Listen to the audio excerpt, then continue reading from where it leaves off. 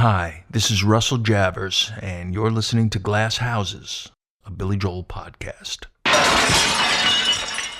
Welcome to Glass Houses, a Billy Joel podcast. I'm Michael Grosvenor. And I'm Jack Fernino. Join us as we dig deep into Billy Joel's songs and history and what his music has meant to us.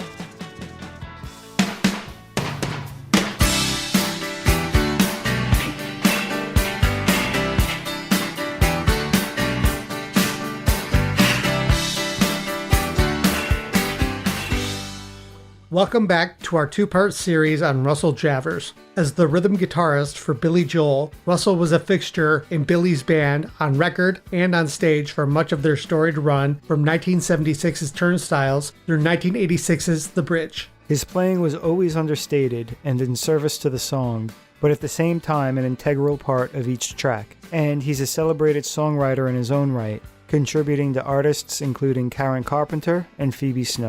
In our last episode, we spoke to Russell's longtime bandmates, Richie, Cannata, and Liberty DeVitto. We also heard from his son, Jesse Javors. For our conclusion, we're talking to the man himself, Russell Javors. We'll hear about his teen years, coming up with Liberty and Doug Stegemeyer, taking the stage with Billy, moving into a new career after the music business, and much more. Along the way, Russell reveals insights about his contributions to classic records and memories from the road. And he adds his trademark wit to every story. Join us as we speak with legendary rhythm guitarist Russell Javors.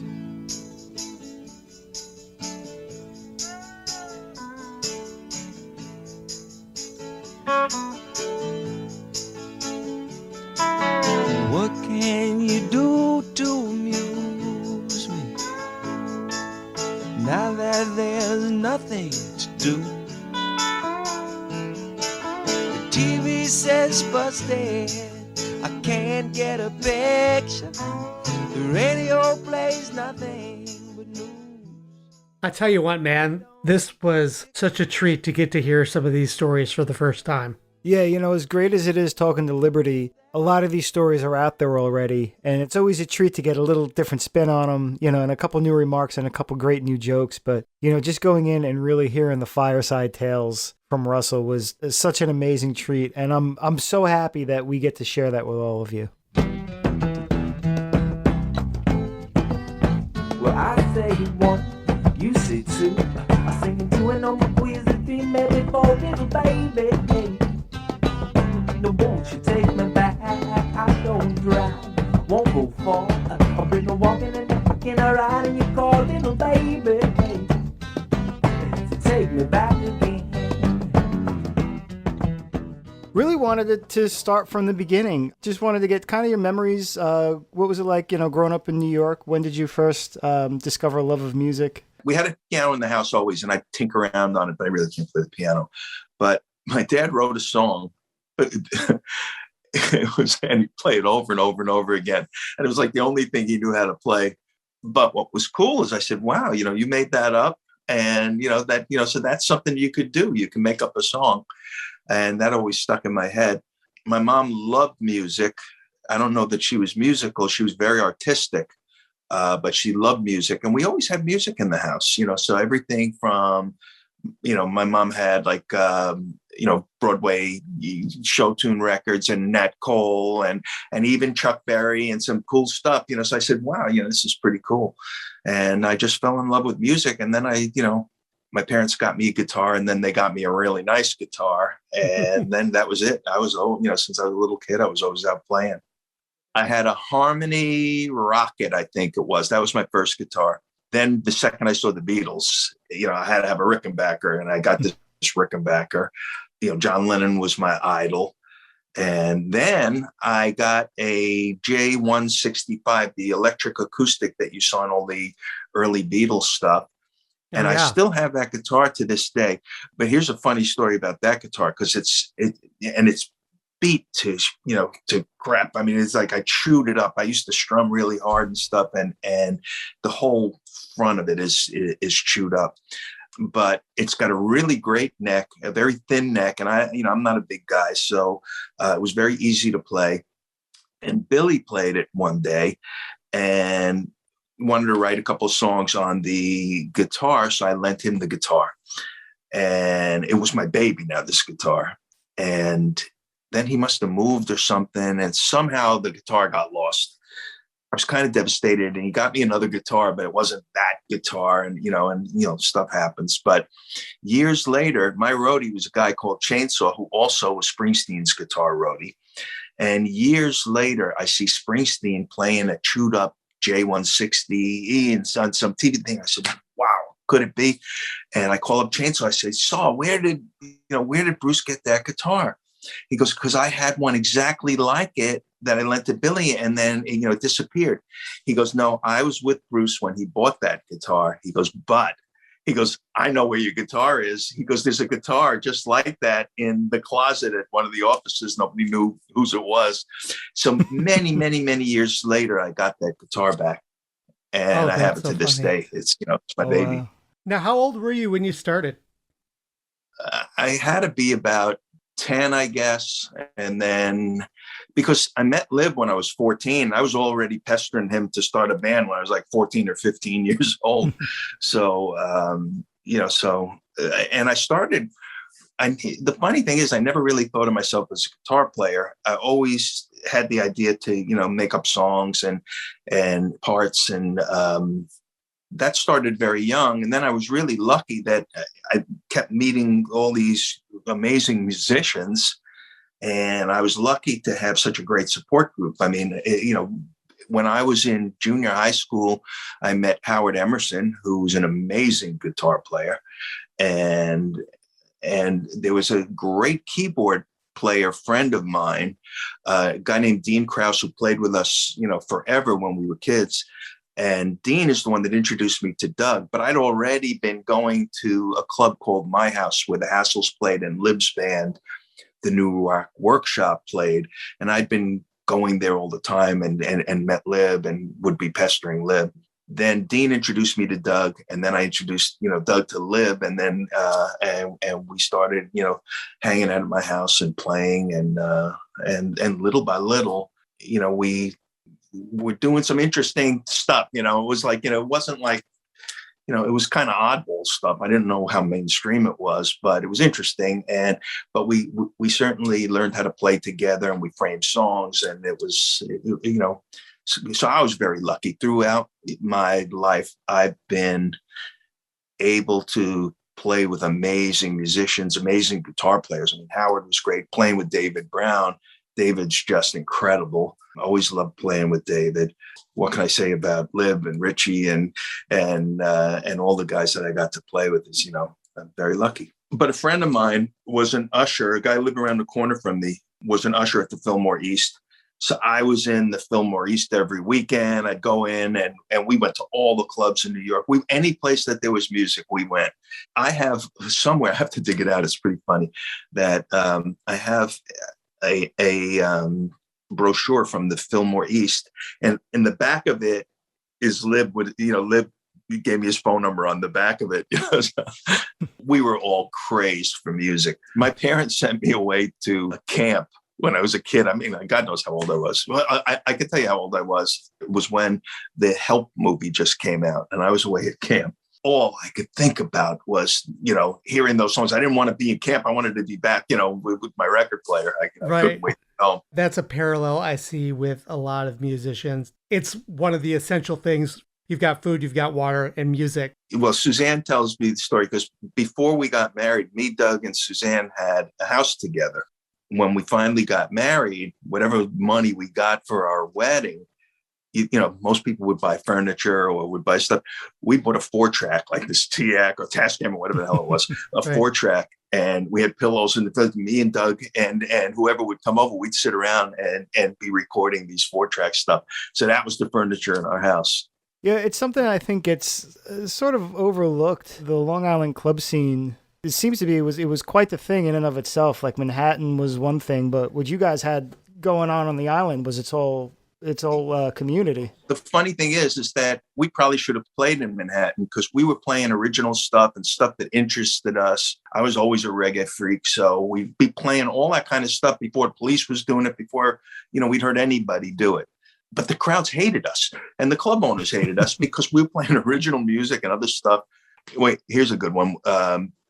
the club owner said, listen, I'm doing an advertisement for Tuesday. We can't get another band, but you got to change your name. If you're going to play or nobody will come. So we made up these funny cards and we'd make up these ridiculous names. And we did it again. And he says, I need a band for Tuesday, but you got to change your name. I said, I got a great name. It's going to fill the place. And he said, what is it? I said, Free Buffet.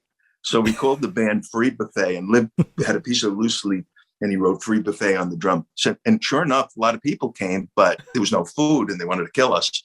But we filled the place. When did you get into reggae? I don't know. I heard a song which wasn't really reggae, but My Boy Lollipop, Millie Small, and I loved that staccato beat. And then I heard some of the guys playing that real staccato type of single note stuff.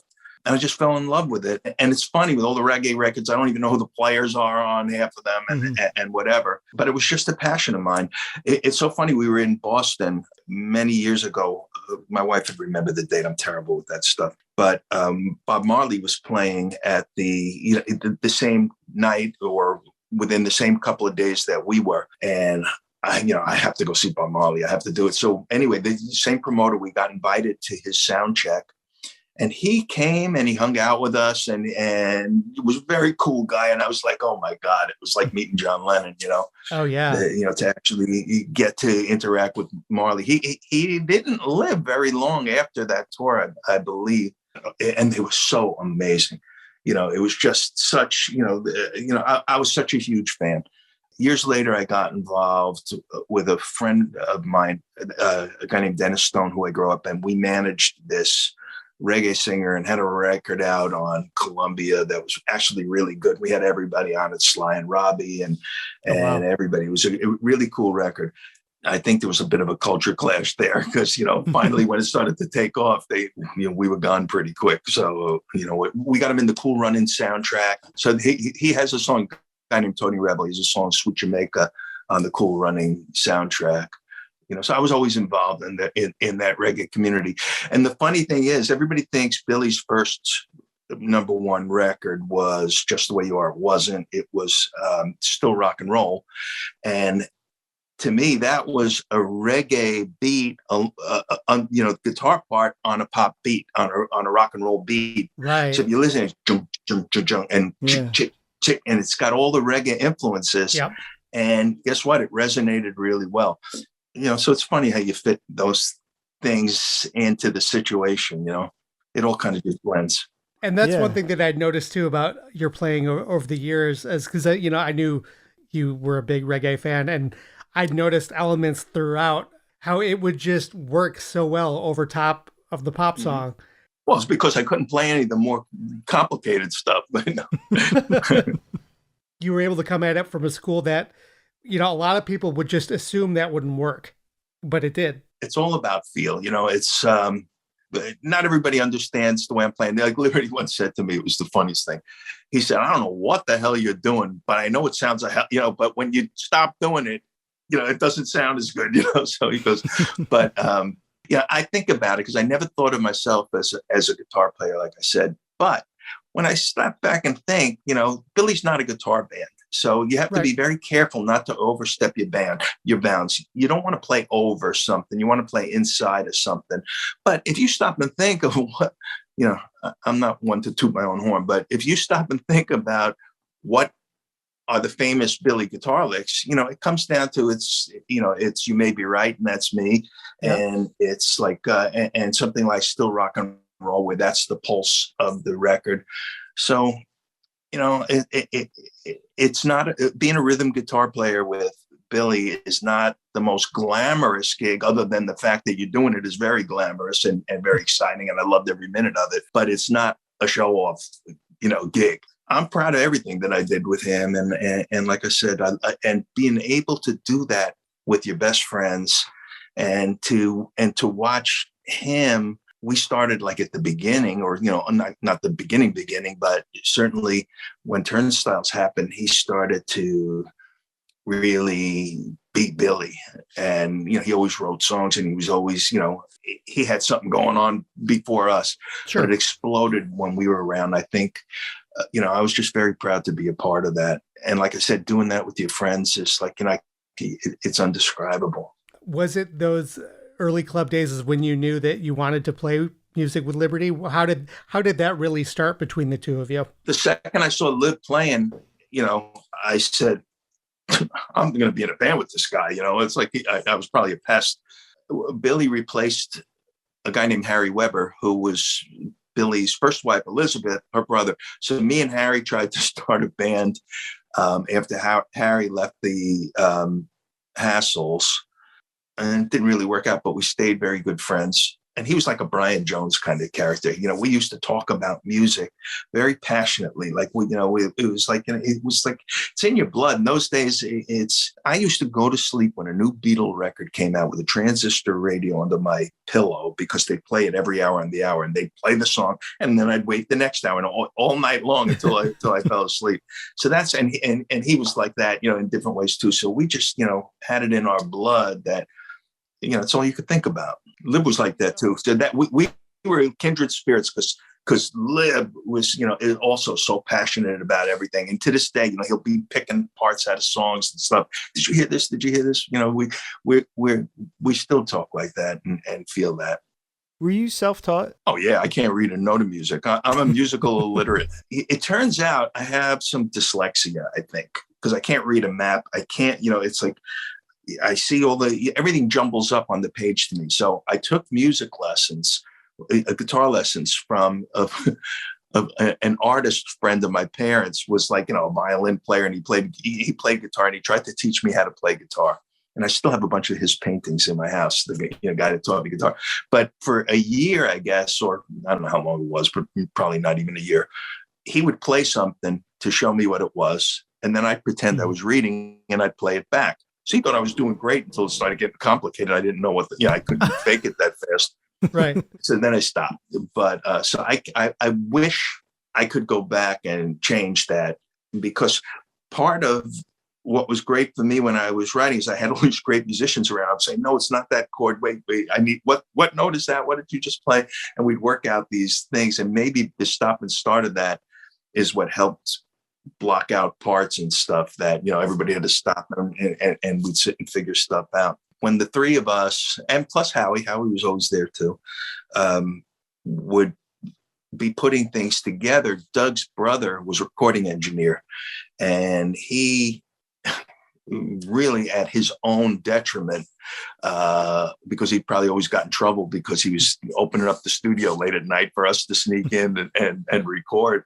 But he did that so much. So then we really got our studio chops together. So we'd be laying stuff down, and Al was very patient with us and very generous with his time, and would give us the opportunity to play and develop some studio chops. I think that was also something that helped when we went with Billy, that, we had an innate understanding of how to frame a song.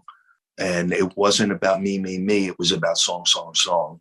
And what can we do? And Doug and Liv were just such a natural rhythm section, but they didn't play patterns like a lot of, I get frustrated when I hear bass players and drummers that lock into a pattern. They're great, and it's great, but they locked into a song. And I think part of that mindset, and let's face it, they would sound great no matter who they played with when they were kids. Right. But I would think that part of that, there's an element to that mindset that we cultivated as kids together that certainly, was the icing on the cake to what we were doing. And that almost didn't happen because of Liberty's accident. Lib is family to me, but he's also family to Suzanne, because they grew up around the corner from each other. My brother-in-law, Jerry, was in Lib's first band, and their families knew each other. It's Lib's sister, Louise, that introduced me to Suzanne. We're together, legally 47 years, but we were together before that.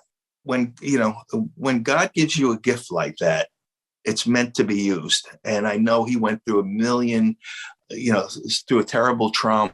I mean, if you would have seen what he looked like after the accident, it was very scary. And, But Lib, even during the accident, was funny as hell.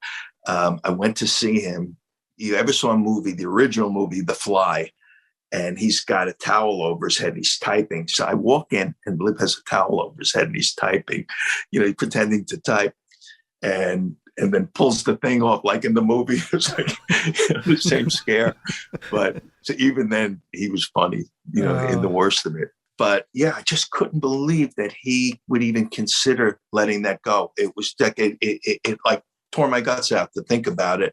So I was probably a pain in the ass with him too, but it's, something, I'd do it again 10 times over. When it came to Billy then, what was the process for you to get into the band or to get into the studio for Turnstiles? Doug brought us all in. Doug did a tour with Billy in California, and then Billy decided to move back east, and then he wanted a New York band. So that Lib was the first one in. So he goes, I need a New York drummer.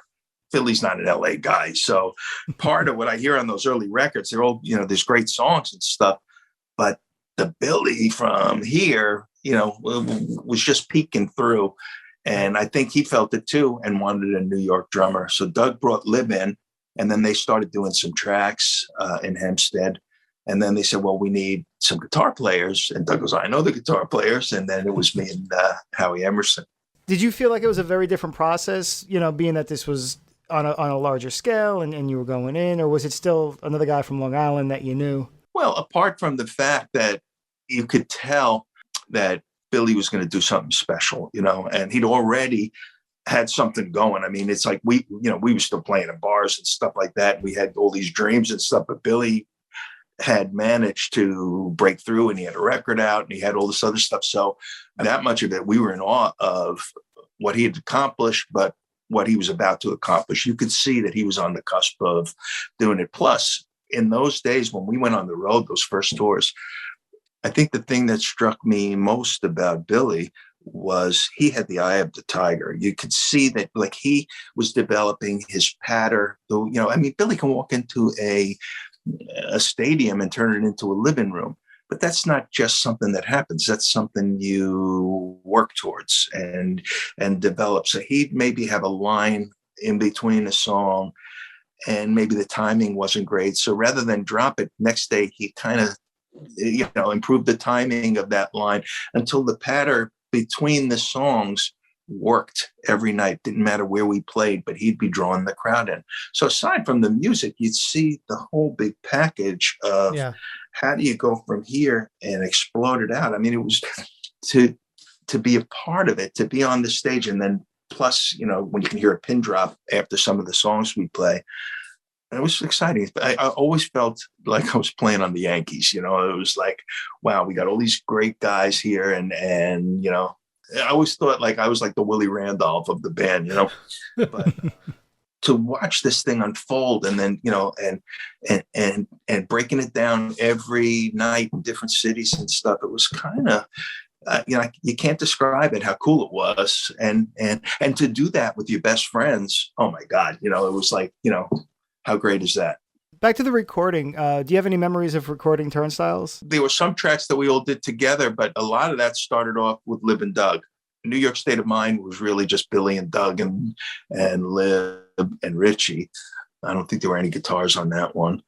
I remember the other albums more clearly. The song that we play with the Lords now, obviously we do old Billy's songs, but the one I particularly love to play is I've Loved These Days. I love the dynamics of that song. I love everything about it. And it's a lot of fun to play, even though it's not really a shredding song. But I love it's a very powerful song. Sometimes we do Summer Highland Falls. That's, a great song. There's a lot of good stuff on that record. What I like best about it is that it sounded, when I saw Billy in the clubs, and he was like a rock and roll animal, but he hadn't grown into Billy yet. You just saw this talent coming off the stage, but it all came together with his songs. And Turnstiles to me was the turning point where you could see that this was not just like an LA singer-songwriter. This could explode. It felt more like a band than the earlier records did. And I know he had musicians that he played with before, and they were all really good, but this felt like it was about to explode to me. Did you feel that building as you went on with the Turnstiles tour? Well, we went to Australia, and he had like a #1 record in Australia. I said, "Whoa!" Once we couldn't get her. We were opening up for the Beach Boys, and God knows doing what else. At the same time in the U.S. But here you could see that this resonates. This is going to happen. So it was cool. And every day he honed it and got better, and it was interesting. Was there an adjustment for you as well, going from club dates and things like that to playing larger venues?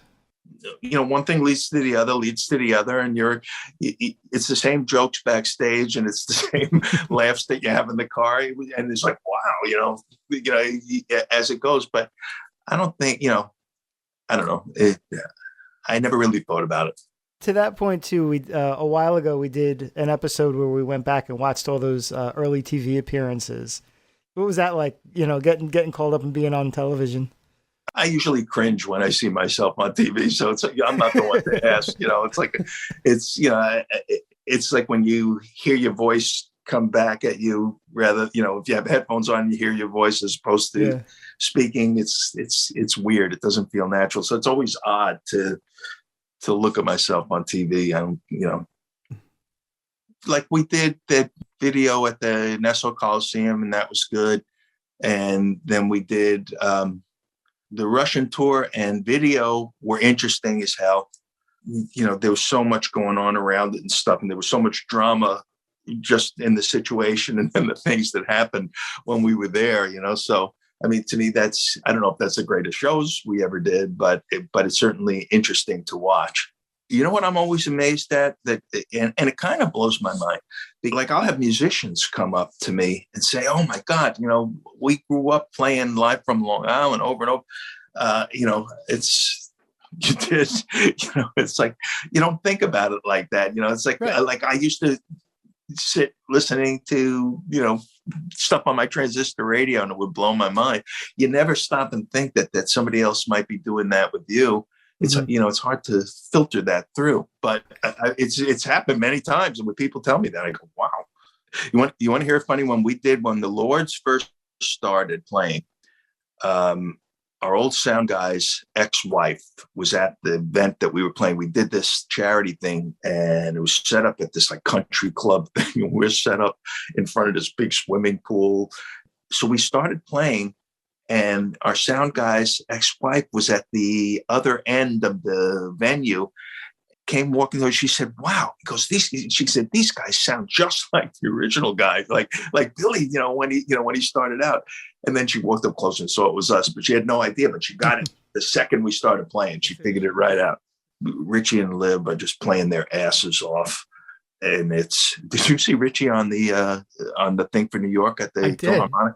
Yeah. Oh my God. Suzanne was crying when she saw it. It was like, wow, if his parents could only be alive to see this. But he really nailed it. As I said, wow, we were really so proud of him. I know we were talking about the Turnstiles tour a bit. After that tour wrapped, you had left for a period of time to pursue your own career. What was going on at that point for you professionally?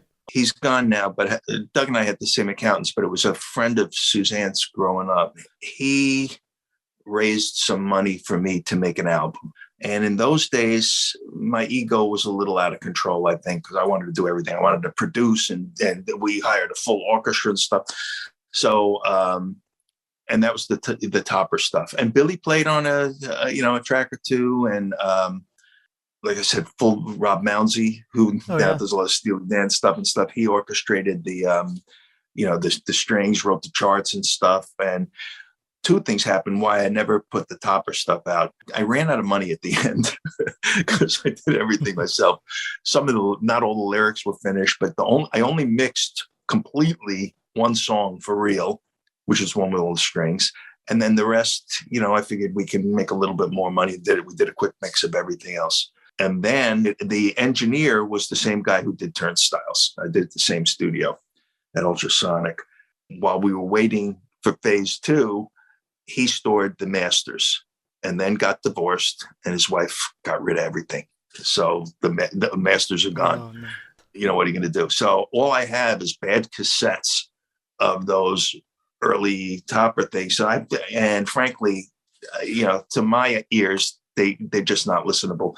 What's interesting is during COVID, Suzanne told me, we can't just sit around. So I got some, a minimalist setup, but I got some equipment to record in the house, and I'm just starting to at least lay these songs down so you can hear them. We'll see how they come out, but I'm going to just record the whole catalog of stuff, just so there's a couple of good songs in there, and there's some interesting things. So I'll just do it.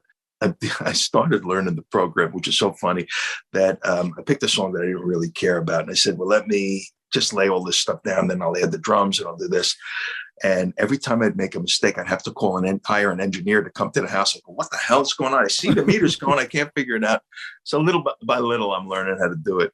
I'm kind of a technical jackass.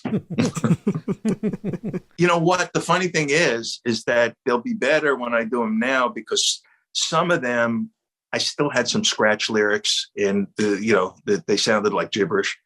I think most of the songs will read better now that aren't so dated. The only thing that ever came of that record, those songs, is years later, Phil had heard the demos that I had from those sessions and really liked them. And he played a bunch of the songs for Karen Carpenter.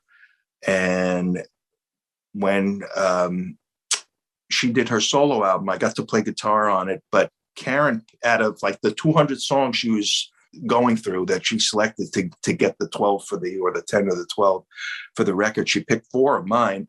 We finished 2, which made it to the record. We have like a little bit of a partial recording of another one, and we didn't do the 4th.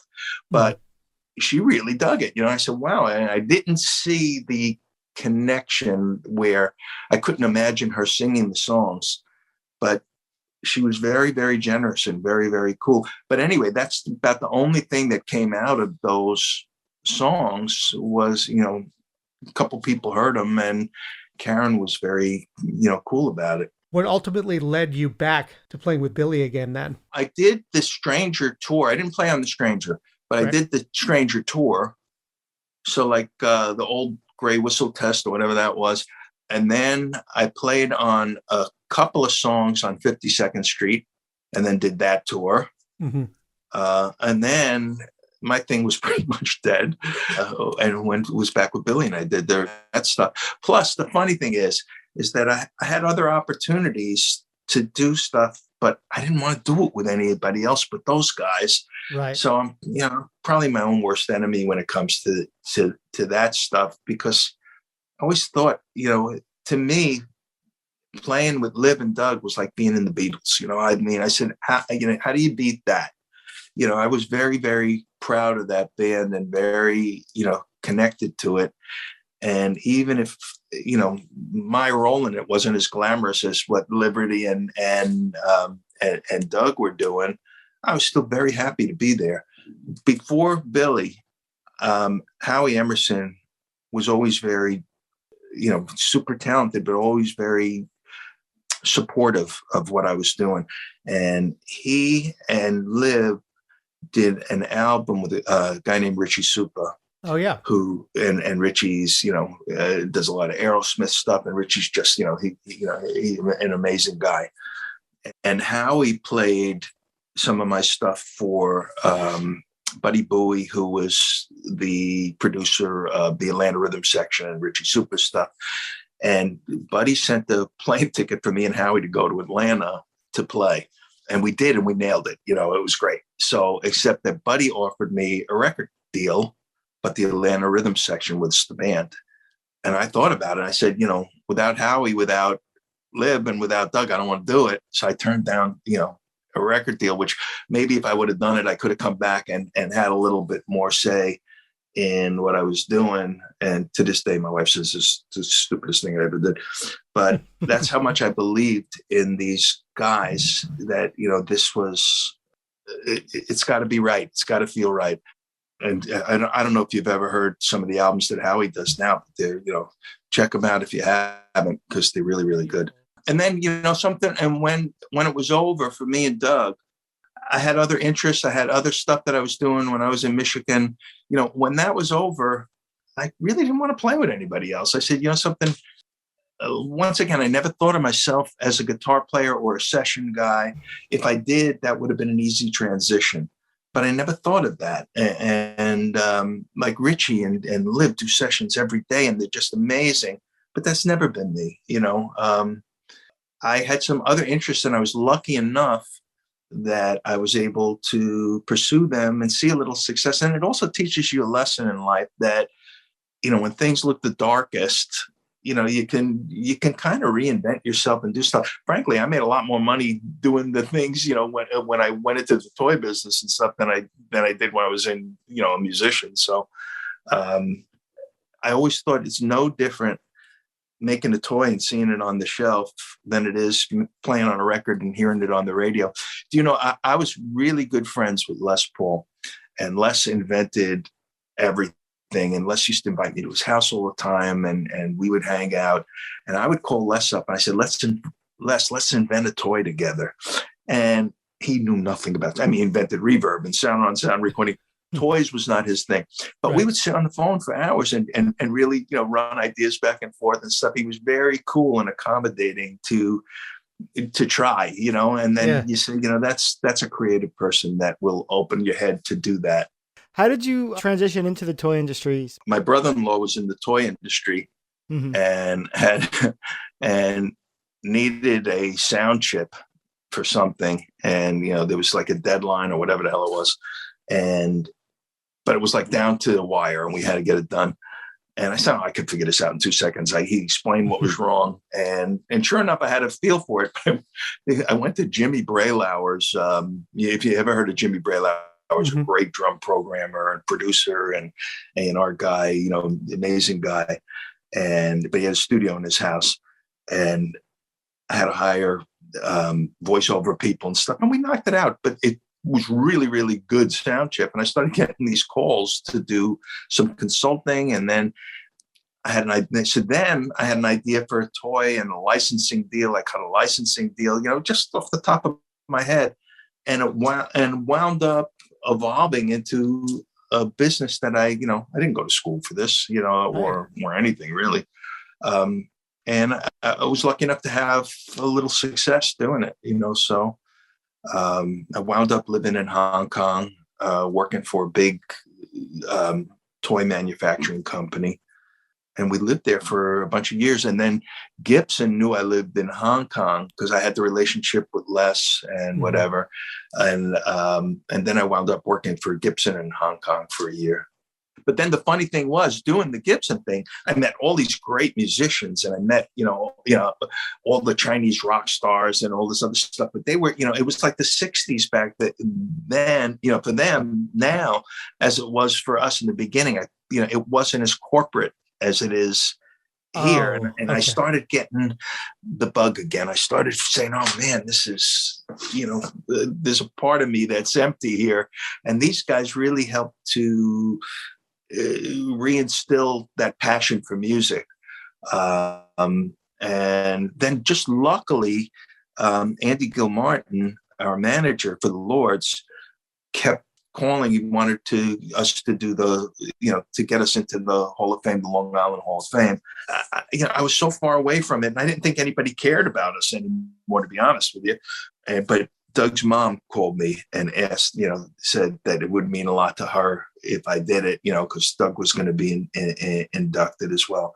And I said, absolutely, for you, I won't even think twice. But I'm so glad I did it, because the funny thing was that how stupid for me not to realize that not only what Billy does resonates to people. Obviously, we had an impact as well. The response to what we've been doing has been so heartfelt and really, cool, that I was the one that wasn't seeing it clearly. And the second I saw, I hadn't seen Liv in years, and I hadn't seen Richie, and it was like, it just in that second we clicked into, we were kids again. It was really funny. And then all the jokes. I mean, you've been around Lib, he's he's hilarious. And Richie's funny as hell too. So it just felt so, I was having a good time again. And I was so happy that Andy really pushed to make that happen. It seems nice that you were able to get back the three of you, like rekindle the friendship, rediscover the music without the business aspect of it being front and center. We played at the Hall of Fame, and Delsner, was there too. And I think he said to Richie or to somebody, you guys got to do this. It's like, wow. And because the response was like crazy. We were supposed to play one song. They wouldn't let us off the stage. I think we played like 80 or 90 songs. And we still weren't sure. And then Richie got sick. And frankly, we're lucky he survived. He had a really tough time with it.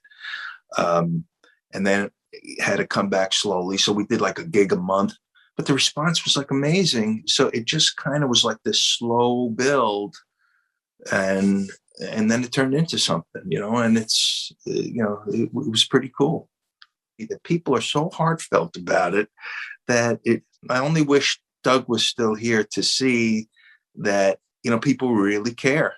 And I'm in the same camp. I didn't know that anybody cared either. And except that it didn't, I had moved on with my life, so it's like, I'm just grateful to God that it made the turn that it did, because I'm very happy doing what we're doing. Sometimes people say, oh, it's a tribute band. It's not a tribute band. It's like, Liberty had the funniest line. He says, if Billy's the father of those songs, we're at least the uncles, so it's like, yeah, absolutely. Yeah. By the time I was old enough to finally see Billy live, of that lineup, the only ones left were Liberty and David. I think it was David's last tour. I never had the opportunity to see you guys play together. And so to finally see that, still goosebumps. And David, my God, I love David. So David is such an amazing player. So I loved playing with David. The fact that I never thought of myself as a lead guitar player, that chemistry a little easier. We'd always gravitate to different voicings of chords, but we always found a way not to step on each other's toes. I always gave him maximum respect, as I did with Howie. And it's nice if you get a little respect back, then maybe some sparks start to fly, So it's good when everybody goes into it with the right attitude. But I have a good Songs in the Attic story. Obviously, it's a live record, so we did more than one take of certain songs. They had a recording truck behind. In one place, it was Brian had a little club in Huntington or Centerport or wherever the hell it is. They had the recording truck behind the club. So we went in and we do the song. And then if Phil wanted us to take it again, they tell us to do it again. The audience is still there. But so there's one song we're doing, Everybody Loves You Now. I'm going, I don't know, is this right? And again, a couple of us are talking, let's go ask Phil. So we stopped, and it was a tempo thing or something like that. Were we playing it too fast? Were we playing, the guitars, right or whatever the question was, I don't remember. But I remember whatever it was that we were thinking, we went out to the truck to talk to Phil. So we walk through the crowd and we open the back doors and we go out into the truck, and there's a little couch in the truck, and there's Phil just sawing logs. He's snoring. He's not cold. We go, yeah, I guess it's all right. Oh, that's great. I never heard that story. That's so funny. Yeah. And the video for Everybody Loves You Now, you guys walk through the crowd. I guess that must be you guys coming back. That was the way in, but we did the same thing on the way out to the truck. Yeah. just run the tape behind, backwards, right. And that's what it looked like. Right. So you guys on those dates, you would do the same song a few times, like in the clubs? I don't know that it was like, that we did it that many times, but if there was something, or if David made a mistake on the guitar and we had to do it over. But I'll tell you one thing, that was a really well recorded live album. Some of those live versions, I think, hold up every bit as well or better than some of the studio versions. Some of them are really powerful. Even listening to it to this day, it's such a clear recording, there's the clarity, but also the power that you guys had that was able, and the fact that, the club shows and the arena shows both translated really well on recordings. That was Phil's specialty, and great team. We, Brad Lee and Jim Boyer. We had some, we had such a great team. Ask a really kind of maybe a wonky question, but I was always curious about what kind of guitars, what kind of amps and effects you were using. I hardly ever used any effects. I have the same telly that I played on all the records. So I would use a Les Paul special for crunch songs, which I still have. That was signed by Les. Those were my two main guitars. I've been playing a Gretsch a little bit lately because I never had a guitar with a Bigsby, and now I have, and I'm getting into that. Reverend, he made me up a guitar that was really kind of cool. The acoustics I played on stage were custom-made Gibson Everly Brothers models, and those are pretty cool. I had an Ovation Adamus, which I wasn't, the looks of it wasn't really me. But if you listen to the beginning of Keeping the Faith, there's like a boom, that's an acoustic guitar. Really? But just plugged in electric, and that guitar is just killer. In fact, Paul Simon borrowed that guitar from me for the Graceland album. Oh, that's I don't know cool. if he used it, but he borrowed it. He liked the sound of it. Let's just assume he did, right? Yeah. We'll just have to assume. Putting it on the record, yeah. Do you have any specific memories on recording on any of those records? You don't go with the memories. It's like, I was born in the 60s. Right. In the 50s. I'm a child of the 60s. You see, I can't even remember when I was born.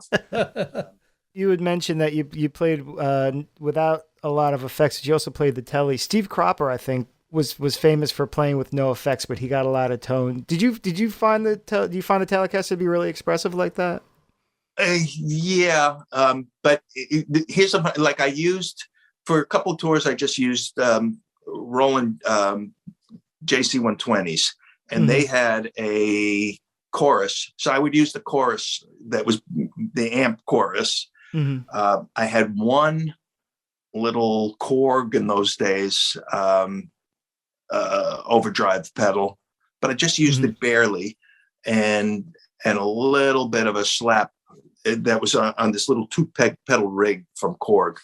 But my favorite combination, like when we played clubs, I had a super reverb with 410s and my telly. So those were my favorite. Now I use this boutique amp, rock and roll. It's called a rock and roll amp, and they're really nice amps. And I still have the telly, and what I use for acoustic now is it's called a Gibson Americana Ranger, and it is kind of like the old Chet Atkins SST, but it's nicer. And they only made like about 100 of them, I think. Oh, wow. And I've got 3 of them. I keep one in New York. I have one here, and I have a spare for parts.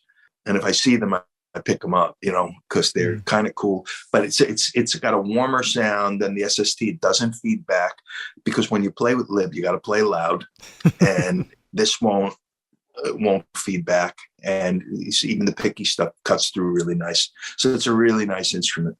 It's not like the old days where we have road cases and all that crap. So to me, I don't want to take the Gibsons out on the road. These are like, really good workhorse guitars, but they sound great. But now Dennis, our the guitar player we work with the Lords, who's a great guitar player. Yeah. He turns me on to all these different pedals and things. And David had a great sound because he used to use a Roland Space Echo, a real tape delay, like Brian Setzer uses. And I don't know if he still uses it, but I found a Space Echo, by Roland, but a digital version of it.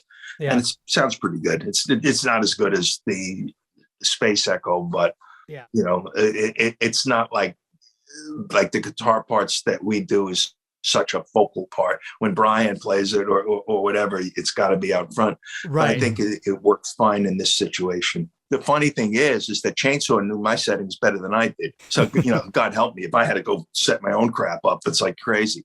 But now it seems like I'm the magnet that if an amp's going to blow or something's going to happen bad, it always happens to me.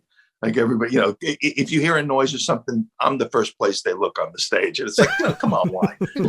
What did I do? Yeah. But they're not wrong. It always seems to happen to me. Music videos obviously became a big thing in the 80s. What was your experience like doing those? I like the Matter of Trust video, but most of Billy's, well-known videos, we're not in them. And maybe, thankfully so. But, like the Longest Time videos, I always get a laugh watching that one. I see a little of the twinkle in your guys' eye, like a little bit of the humor kind of poking through, a little of the tongue in cheek. Well, like we had ideas of what might have been funnier. Like we wanted to have, at the beginning, where I forget what it is, but we thought, wouldn't it be funny to see our feet tapping under the stools, like, with our pants down and stuff, like we're all in the stools. But nobody wanted to hear any of our ideas. And then that's the one where they had to color your hair, and you guys had the two different wardrobes, right? Yeah. I don't.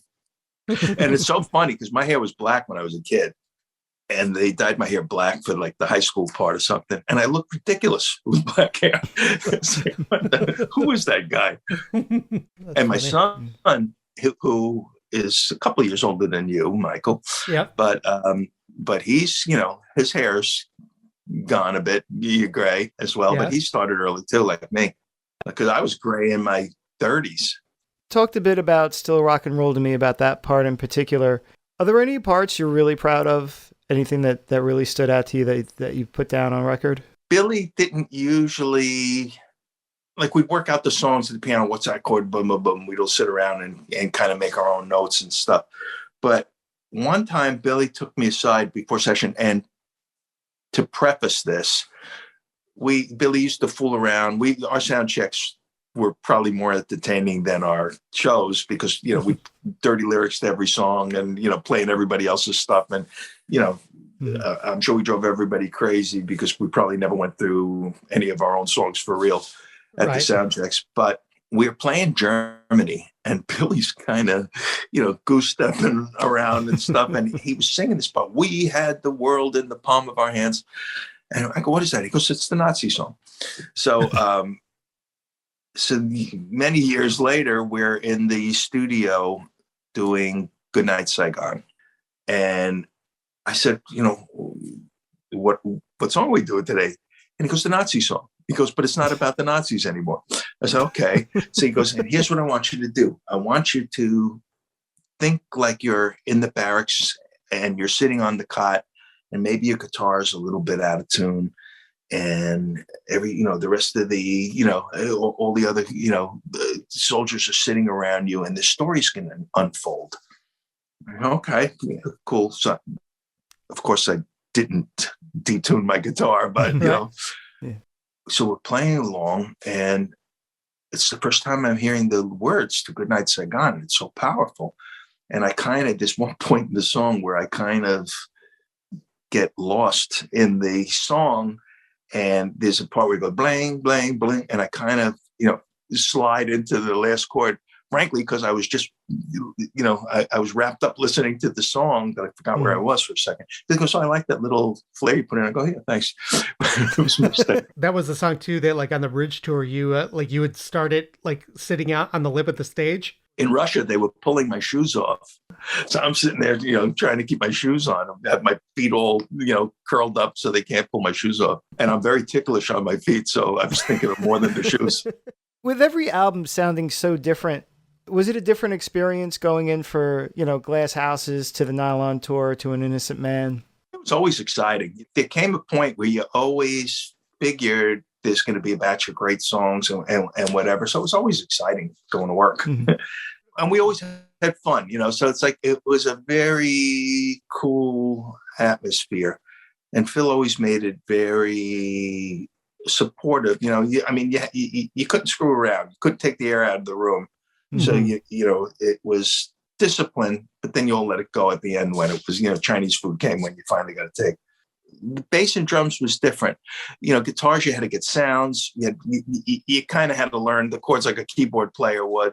So there was if it was a spontaneous, quick thing, it was harder for us to get there.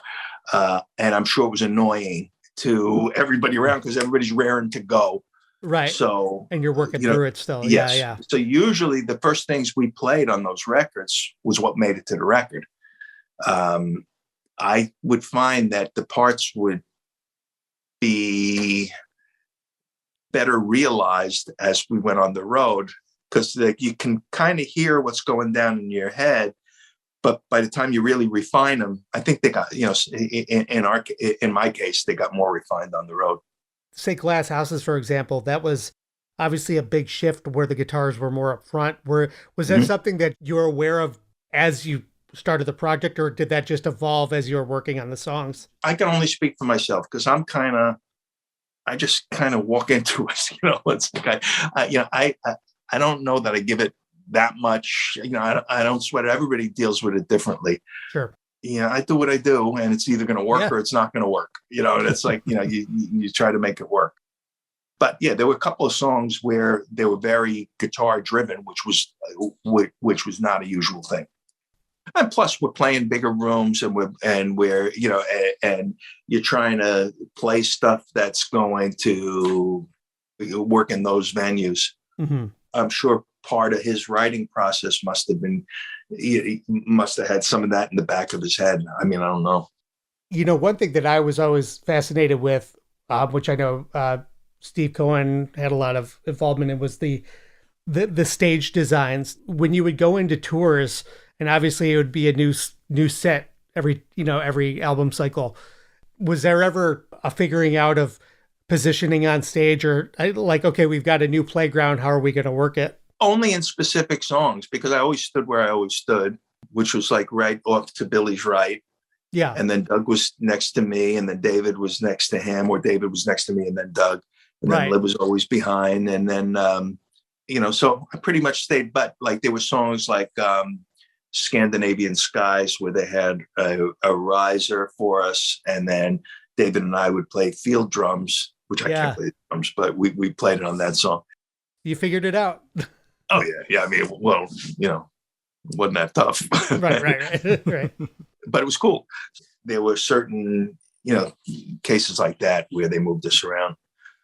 Then we'd all go to the front of the stage if we did the longest time. There was one tour, I can't remember which one it was, when we had a second set of drums and it was more intimate in the front. That was the Nylon Curtain tour. Interesting. I think it was like You May Be Right, Only the Good Die Young, a couple of those. Uh-huh. It was a small kit, like right up front. That was cool. You sent us a couple songs. Is there anything you wanted to speak on these specifically? With most of my stuff, like I said, I have a recording rig now, and I'm actually going to lay them down, which I really hadn't done before. I'd write the song and then it goes in the pile, and it's like, there were so many years where I was kind of out of the business that I just kind of held on to them. I don't know why. But there was one song in particular before we lost Doug, and I'd call him and he was down, and I said, well, I have this song that I'm working on. It's like 90% finished. I don't have all the lyrics, but whatever. But I'm going to come in. Let's just spend a day in the studio and just remember who we are and just break it down a little bit. And he says, yeah, that's a good idea. That's a good idea. And then I'd call, if you remember Cato, his assistant, John Mangiaro, good guy. Mm-hmm. And Cato would call me, Doug can't make it this day. We'd reschedule. Doug can't make it this day. And then I heard he was gone. And I put the song away. And then years later, I went back and I found this song in a folder. And I said, I forgot about this. And it turned out all the lyrics I had, and I just filled in the blanks. And it turned out it was about Doug all along. So I called up David Brown. I went to David, had a little studio in Gloucester. And I went to David's and I played it for David, and he laid down this little drum loop. And then I just played everything else just to get it down. It's like, it's kind of raw, but that was my song about Doug. Well, let's have a listen of it here. 2, 3.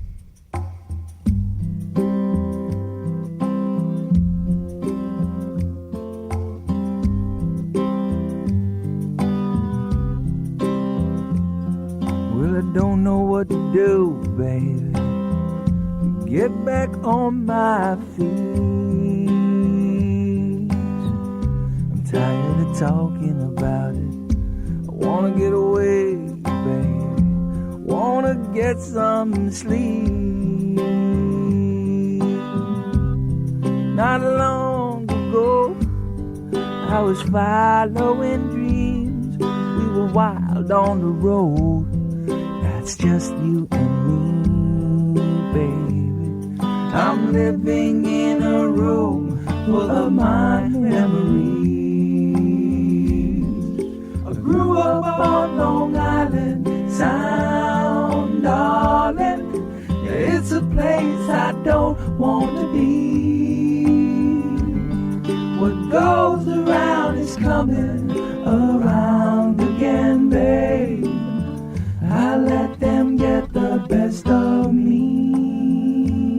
You better listen when I say, baby, ain't nothing here for me. I'm thinking of moving to Nashville. Old friends look away, baby. Old friends indeed. I go for broke, then you're out in the streets. We were wild on the road. Now it seems like a dream, baby. I'm living in a road full of my memories. I grew up on Long Island Sound, darling. Yeah, it's a place I don't want to be. What goes around is coming around again, babe. I let them get the best of me. Please don't get me wrong. I got love in my heart, but it's a heart filled with pain. I should write a song, but I guess I'm afraid that if I'd asked you to play, what you'd say. I got a lifetime full of fuel, baby, deep down inside of me. I just need a spark to ignite it. I get into a groove, baby. I don't miss a beat. That's all she wrote. Said a fat lady sings. We were wild on the road. If you know what I mean, baby. I'm living in a road full of my memories. I grew up on Long Island Sound, darling. It's a place I don't want to be. What goes around is coming around again, babe. I let them get the best of me. Listen.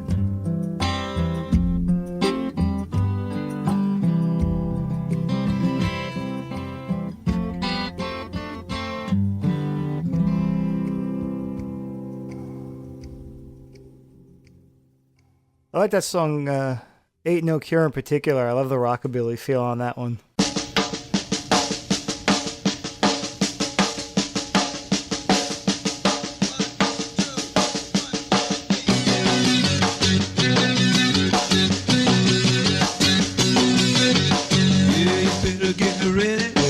Let's go! Get the red out your old fashioned shoes.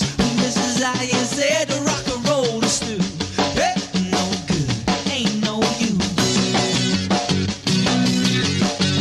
'Cause I am so smooth, so cold. You're saying that I ain't got class, but you can get so down on what I love most. Ain't no cure for what's wrong with you. Ain't no cure, no, it ain't no good.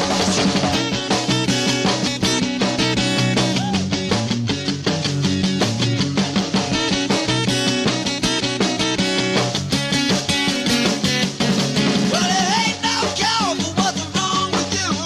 Ain't no cure, no, it ain't no good. Better get ready. Well, let's go. Ain't no cure. Ain't no joke.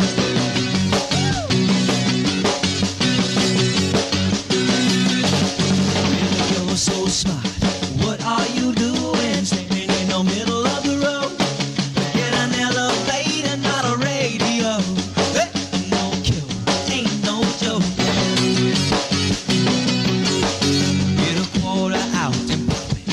to shoot. It's a rockin' little record on a Jew. Yeah, all I know by now is still rings true. Ain't no cure for what's wrong with you.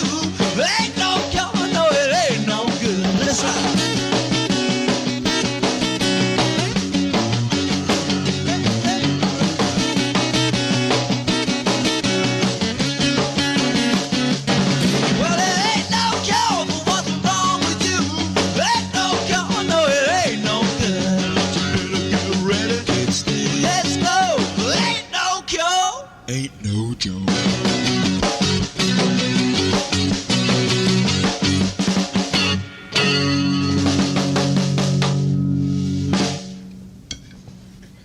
That's kind of funny that I was doing a project with Les Paul, and Les loved that song. I said, that's like the least Les Paul song that there is. And I wrote that song. It's a very old song, but I wrote it. There was an article in the Sunday Times by a guy named Sidney Zion. Mm-hmm. And he wrote in the Sunday magazine section, he wrote a story how rock and roll was never going to stand the test of time, like Sinatra and like all these other, artists, and that rock and roll couldn't compare. So essentially that song was a fuck you Sidney Zion song. Okay. But it turns out like a bunch of rockers don't know who the hell Sidney Zion is. So years later, I kind of rewrote it about Simon, what's his name from? Simon Cowell. Yeah. Simon Cowell. Oh, yeah. That's great. Yeah. So I changed the Sidney Zion to Simon Cowell, but it's the same idea. And that's just me and Liberty in my basement. Yeah. Where Liberty's sitting on the steps of my basement with a snare drum in between his legs. And he said, it's just a snare drum and acoustic guitar. And then I added another guitar and a couple harmonics. But it's like boom, boom, boom. Yeah. We just, had it done. So that's one of the things I'll re-record with the right lyrics now. We would sometimes do gigs as the Long Island All-Stars, me, Lib, Doug, David, and Dean Krause on keyboards. And we would pick, just like the old days when Topper would play these, bars and we did, crazy stuff. So we did we did a Randy Newman song, which I gave to Randy Newman, which I didn't remember. I had heard this live Randy Newman album and this song was on and always stuck in my head. And I have the feeling I messed up some of the lyrics because I just played it by memory. And years later, I go, ooh, that's what he says there. But that was us playing that live. And then an old Nat Cole song, which is kind of cool. Yeah. And it just us banging away in my basement. As you're putting these songs back together and recording them, do you have thoughts about releasing them or are you putting them together more for yourself? I don't know. I think the idea was just like, I don't know how many of these songs would resonate today because a lot of them were from the 70s and I have a bunch as time goes by. So I think I'm going to just lay them down in a way that if I need to add parts, like I did one that I was just trying to learn the program, which I think I made it pretty clear. I don't know what the hell I'm doing, but so I picked a song I really didn't care about, and I was kind of writing it as I go. Because it took so long for me to figure out the program and how to mic things and get sounds and stuff like that. But then it was done. I said, this is kind of fun. And then I went to New York and added Lib on top of it, which is cool. But I think Lib and I are more used to playing at the same time. So I have to see how it feels when I mix it. If it's Lib, it always sounds good anyway. Well, it's exciting because, when you start digging into the history, the name Topper comes up so many times and we've never heard these songs, So it's exciting to hear that we might get a glimpse of them. Well, I'll send you a couple more. I mean, to me, they're just, it's hard for me to listen to them because they don't sound like they're fully realized, they sound like the drums will be too low. I don't have a mix or anything on those old songs. The masters are gone. So the only song that sounds mixed doesn't have drums. It's just me and Howie and an orchestra behind it. Not that that's the best song, but it's the most realized of all those tracks. But I have a couple of cool ones that I could send you guys that you can hear. Man. Ain't No Cure is one of them. There's a couple of cool ones. I was at your place in Michigan all those years ago. You'd played me a few songs. It's funny because I could hear the feel and elements of like what transitioned into the Billy band. Oh, I could hear what you were doing in Topper to what ultimately ended up there. There's a couple of really obvious ones. It's like feel things, not, Right. not song things, but, Yeah. I can't say if that's where those things evolved to, and that's what this went from here to there. I mean, who knows? But if it's true, then you got to take that as a compliment. So, and it's kind of funny. It's like, because I loved all that early rockabilly stuff, and it took me a while to understand Elvis because I was the Beatle guys, and when I was growing up, it was Blue Hawaii Elvis as opposed to Jailhouse Rock Elvis. Yeah. Once I realized where this stuff came from, it was like an epiphany. It was like, wow, because I grew up with the Beatles, but they idolized Elvis and those early guys. Mm-hmm. But to me, I tend to, the stuff that really stops my heart is the real raw, simple stuff. And what was interesting to me about the Beatles, and I think the thing that I loved most about it was they didn't try to be hillbillies, and they didn't try to just copy that. They took all that influence, but they had so many other influences that fed into it, from everything from show tunes to blues to Motown to this and that. It all kind of filtered through the Everly Brothers, and they put their thumbprint on it. Even when Keith Richards does Chuck Berry, it sounds like the Stones. He's playing the same licks. Yeah. But there's that filter that goes through it. And what I loved about the Beatles was there was the sophisticated music on top, and then there was that rough edge on the bottom. If you solo a John Lennon acoustic guitar track, Oh yeah.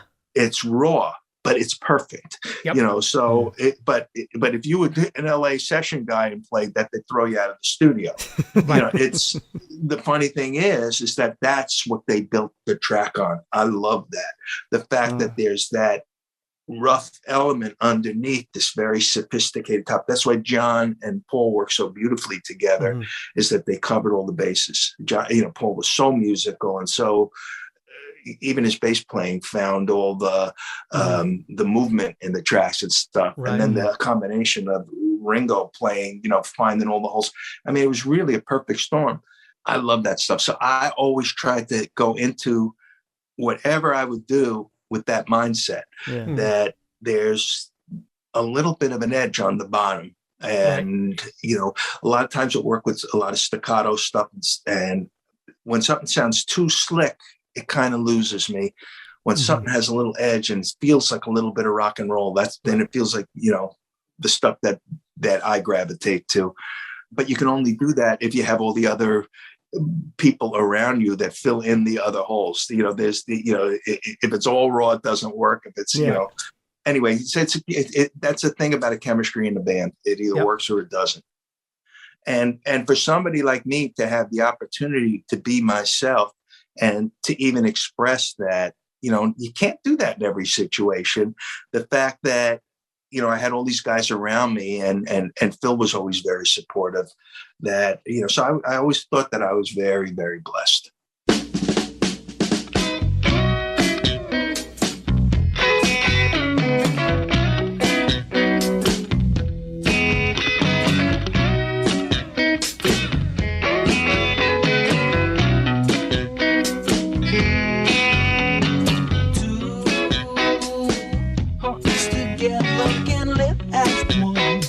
Birds of a feather, we both fly over the storm, very much in love. Oh, we live in perfect calm. Once again, we want to thank everyone who was involved in putting these 2 episodes together. Liberty, Richie, obviously Russell and his son Jesse, and our good friend Andy Gilmartin, manager for the Lords of 52nd Street, who played such a big role in helping coordinate all of this. Your guys were all fantastic, and I'm very grateful that you were all on board to do this with us. Yeah, it's a great honor, not only to do these interviews, but to know that we have the support of the band, that they're so willing to dedicate their time to speaking with us. And what was kind of cool was when it didn't make the episode, but when I started my conversation with Liberty, one of the first things he says, he's like, "Oh, where's Richie and Russell?" He was looking forward to everyone just bantering back and forth. So that would have actually been fun to set it up like that, but he was kind of bummed that it was not going to be everyone together. Maybe that should be one of our goals for 2022, is to get them all in the room. Not even on Zoom. We got to be in the room with them. That's the one thing, if you've ever been in a room with the guys together, and I've certainly been fortunate to do that, the energy and the vibe that happens when they're all together and they're playing off of each other, and much like they do on stage, but off stage when it's the looseness and the humor, it's something to see and something to experience. So I think it would be great to get them all in a room and chat down the road. But until then, it's up to you guys. Tell us what you think. Any highlights from these interviews that you really enjoyed? Any particular memories of seeing Russell on stage or any of his parts, even though they were often subtle and understated? Any of them that actually really stuck out to you? Does the revelation that it's still rock and roll to me coming from a reggae influence add a new dimension to that song and others for you? Really curious to see what people think after hearing from Russell himself about all these songs and all these memories. So reach out to us like always, glasshousespodcast@gmail.com. You guys have done amazing with the call to action. Your emails have been incredible. I know we're not always the quickest to get back to you guys, but I just want to say that we read everything and we try to get back to everyone if we can. But your stories and your memories and everything you're sharing with us, it's incredible, and it's a big reason why we continue to do the show. So please keep them coming, and we would definitely love to hear some of your Russell Javors stories and memories. We sure would. Thanks, and we'll see you next time. And playing us out of the episode is an exclusive rough mix of a song that Russell is working on. This song features Liberty DeVitto on drums and is called Very Old Bones. Thanks, everyone. Enjoy. That's my old guitar on the radio. I made a little money, but it's long gone. Oh, yeah, life can be so unkind, but don't go counting it out. Well, I still got rhythm in these very old bones. Baby, this old heart is pumping dynamite. But my body is feeling old and nice. Oh, I don't have time on my side, so I ain't fooling around. I still got a rhythm in these very old bones. My bones. Old bones, you're gonna be the end of me. I better write a little letter that made it to my local MD. I ain't got no cough, got no cold, don't need to sneeze. All I know is my bones are old. Listen close, 'cause they go creak, creak, creak.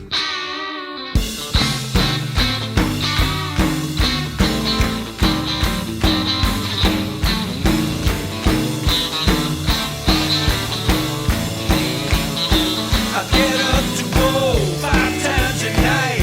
I can't get no sleep. The doctor says when your bones are old, they tell you so. They go creak, creak, creak. Don't wanna take it too slow. Don't wanna waste my time. I got a whole lot of living. I wanna fit into what's left of this old life.